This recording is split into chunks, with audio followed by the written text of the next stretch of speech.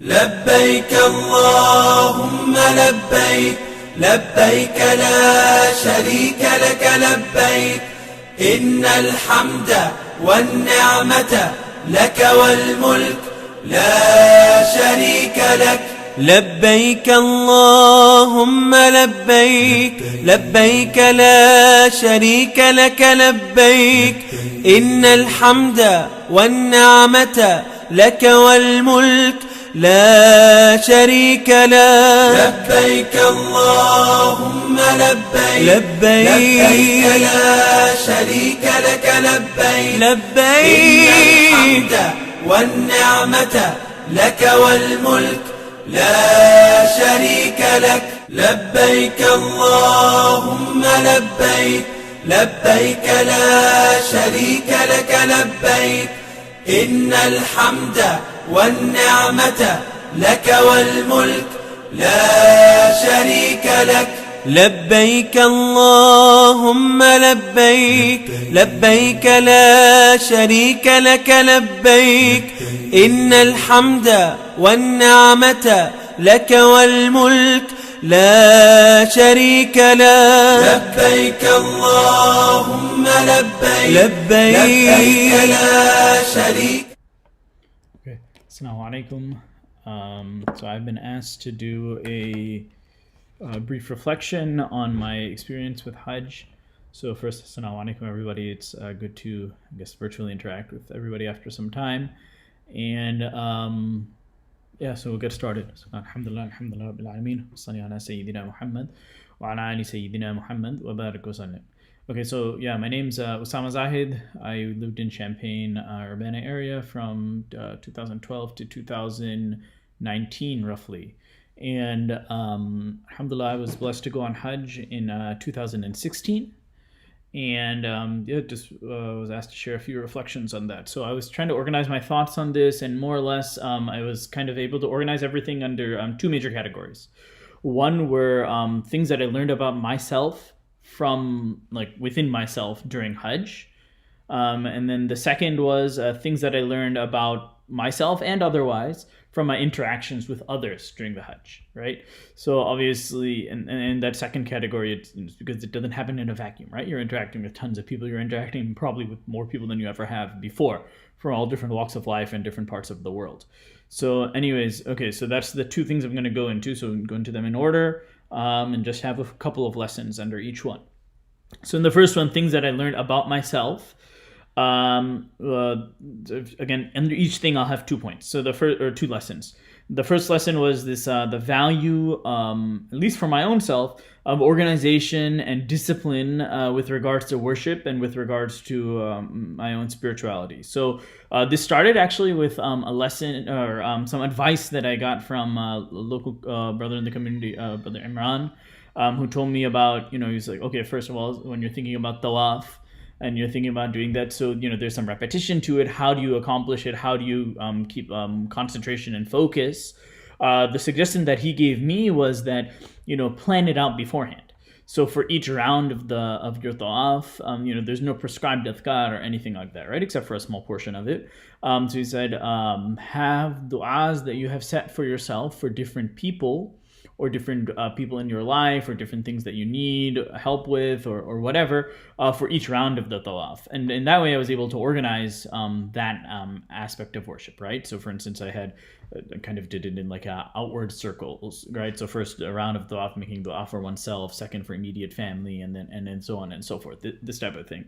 And I found a lot of value in that. And that helped me, alhamdulillah, I'd gone for Umrah before, and I don't know, I can't say I did not get anything out of the tawafs before, for instance, but it helped me approach it. It helped me, I think, get more out of it, squeeze more out of it, gain more value out of that limited time.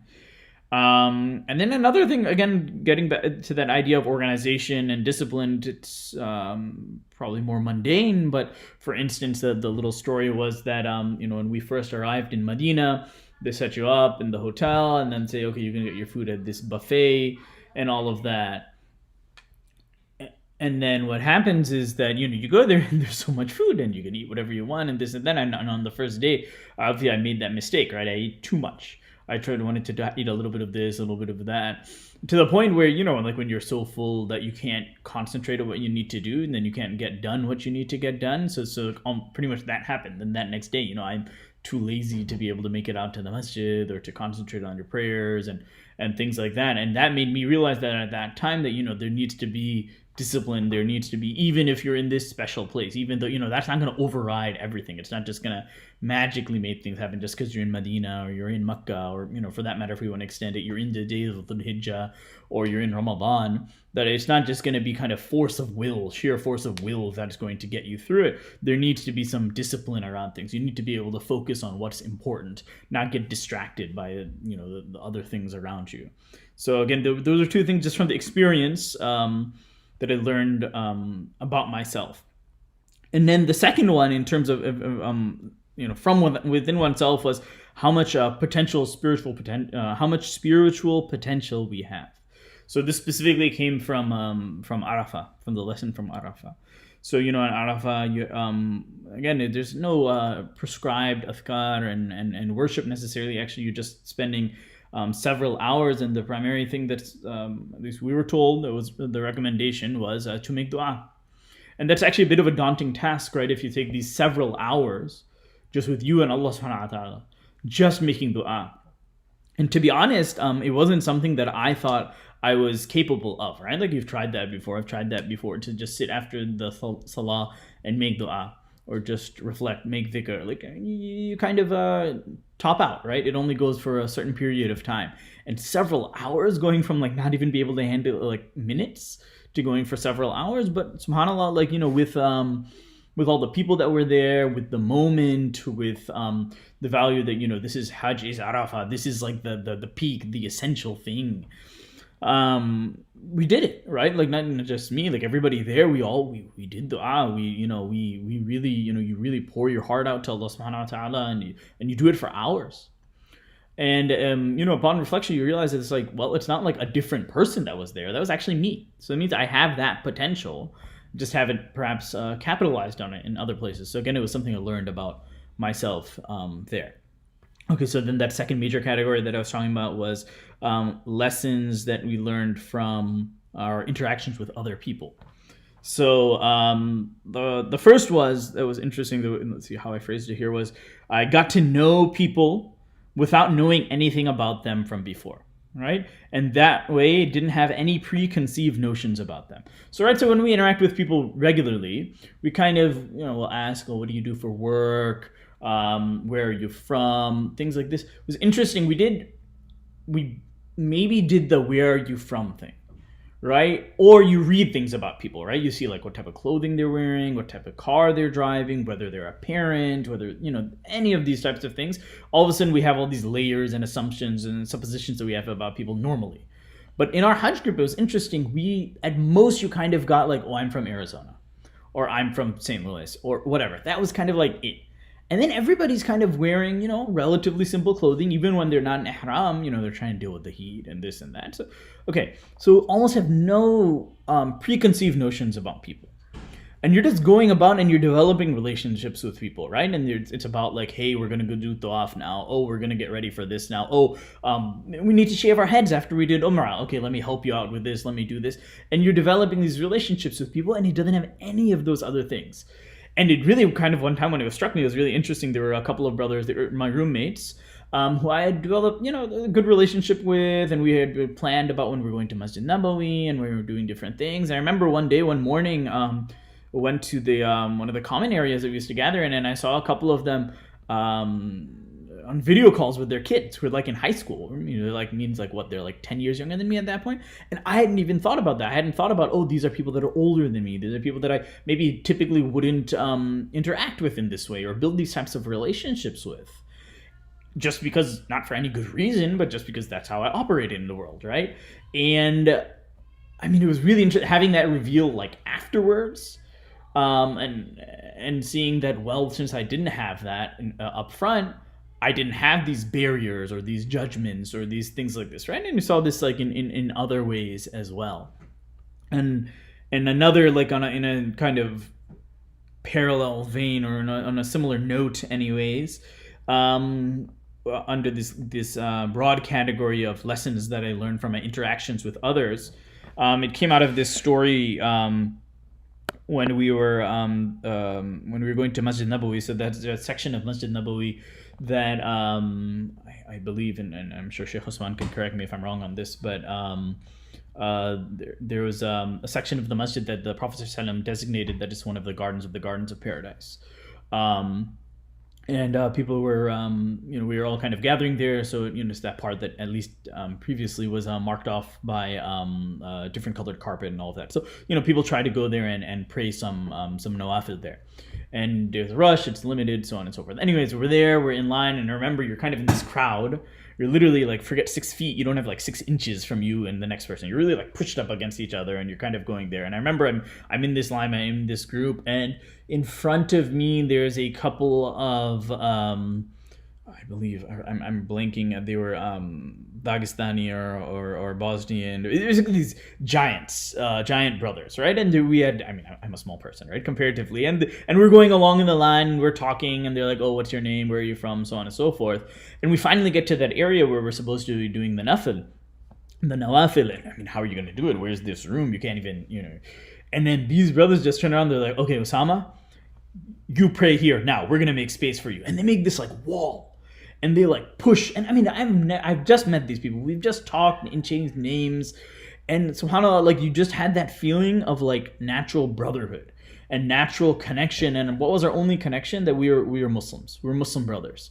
And that, I know it's not perfect. I know it's a little bit, just a little snippet from something, but just getting that feeling again from the interactions with people, from people that the only thing is that you kind of have this common purpose that you're there for, this common thing that's pushing you through life.